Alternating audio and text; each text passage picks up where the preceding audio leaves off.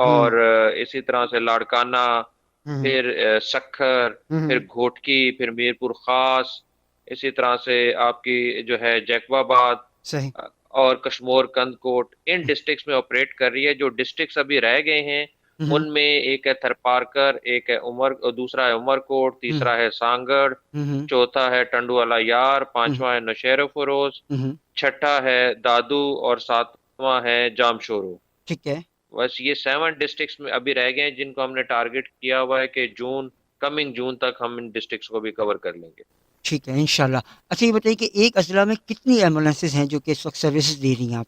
देखिए, हर एक की एक डिफरेंट कैलकुलेशन है। फॉर ठीक है। एग्जांपल हम हमारी जो एम्बुलेंसेज की डिप्लॉयड करने की जो फार्मूला है उसमें हम देखते हैं कि मुतलका डिस्ट्रिक्ट की आबादी कितनी है, ठीक है। वहाँ इस टाइम पे जो हेल्थ फैसिलिटीज हैं वो किस लेवल की हैं, और हम्म, कितना एक्टिवली वो ऑपरेट कर रही हैं। ठीक है। इसी तरह से ये सुपर हाईवेज या नेशनल हाईवेज या सी पैक रूट्स उधर से अगर गुजरते हैं, या मेन हाईवेज अगर वहाँ हैं, जी। वहाँ रोड ट्रैफिक एक्सीडेंट्स की क्या कंडीशन है, क्या वो हम्म क्रिटिकल लेवल के होते हैं या वो नॉर्मल लेवल के होते हैं, और हम्म, क्या मैस कैजुअलिटी इंसिडेंसेस होते हैं, या किस तरह के इंसिडेंट्स होते हैं। ठीक है। इनकी बेसिस पे हम वर्किंग करते हैं। एक तो डिजीज पैटर्न देखते हैं, पॉपुलेशन देखते हैं, स्क्वायर किलोमीटर एरिया देखते हैं। इन हम्म, तीन चार चीजों को मद्देनजर रखते हुए हम एम्बुलेंसेस की कैलकुलेशन करते हैं।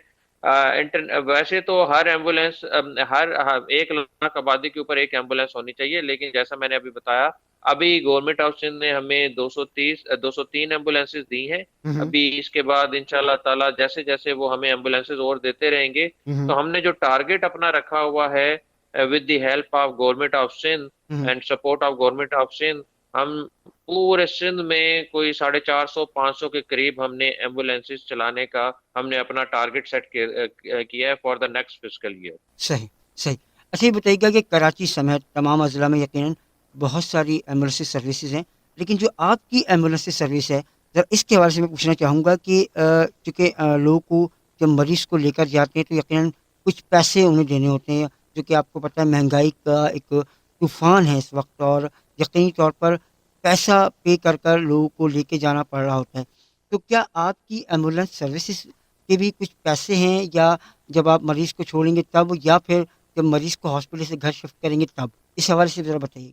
एक तो सबसे पहले मैं बताना चाहूंगा, ये सर्विसेज बिल्कुल फ्री फ्री हैं। 1122 आपने जस्ट नंबर डायल करना है, हम्म, और कॉल हमारा नुमाइंदा उठाएगा, वो आपसे कुछ क्वेश्चंस करेगा, उसके बाद वो आपको सर्विसेज प्रोवाइड कर देगा। ठीक ये है। 24/7 सर्विसेज हैं, चाहे दिन हो रात हो, किसी भी पहर किसी को भी कोई इमरजेंसी है, वो जस्ट नंबर डायल करे तो उसके विद इन 15 to 20 मिनट्स में एम्बुलेंस उसके दरवाजे पे होगी। ठीक है। ये सर्विसेज जो हैं बिल्कुल फ्री हैं।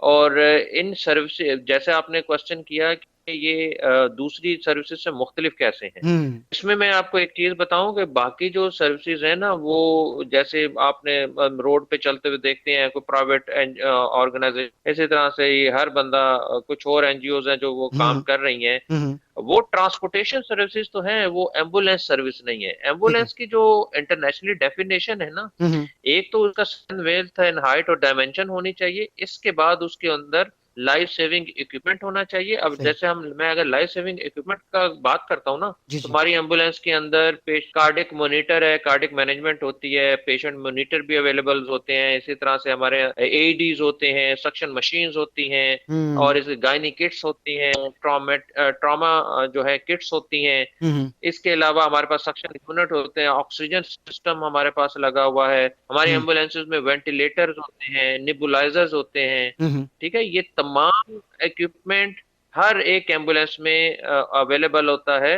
और जो एडवांस कार्डिक लाइफ सपोर्ट है उसमें एक कार्डिक मॉनिटर का इजाफा होता है, हम्म, और एडवांस लाइफ सपोर्ट में एक वेंटिलेटर का इजाफा होता है। बेसिक लाइफ सपोर्ट में वेंटिलेटर या कार्डिक मॉनिटर नहीं होता, उसमें बेसिक इक्विपमेंट होता है। जी लेकिन वो बेसिक इक्विपमेंट भी ऐसा नहीं है कि वो बिल्कुल ही बेसिक लेवल की इंटरवेंशन करेगी, नहीं। जी। उसमें एडी, सक्शन मशीन, और पल्स ऑक्सीमीटर, पेशेंट मॉनिटर, ये सब कुछ होते हैं। सही। सही।